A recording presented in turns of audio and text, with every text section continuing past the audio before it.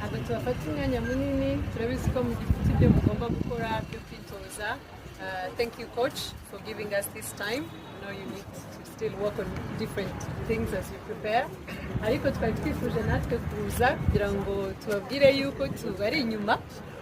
Ngira ngo mwarabibonye turiteguye cyane kubashyigikira, kandi tubabwire ngo ibijyanye na tekinike nuko muzakina ibyo ni ibya coach, ariko ibijyanye no kwimana u Rwanda ibyo ni ibyacu.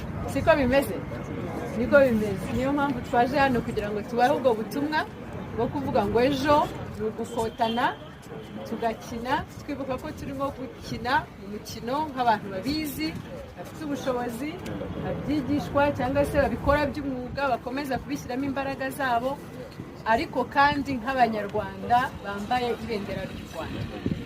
Nicyo rero twifuzaga kubaganirizaho, tukababwira kandi ngo n'ibindi bitandukanye. Turabizi neza ko hari ibitekerezo mugenda muduha, hari ibitekerezo bitandukanye n'uburyo twarushaho kubafasha, ari federasiyo, ari minisiteri, nabyo turagira ngo tubabwire ko turimo kubyigaho, turimo turabitegura. Ndabizi ko mubizi neza ibyo turimo turavuga, kandi ko mu minsi iri imbere tuzabiha umurongo ushimishije. Turabizi ko ibitekerezo mwaduhaye tubiha agaciro.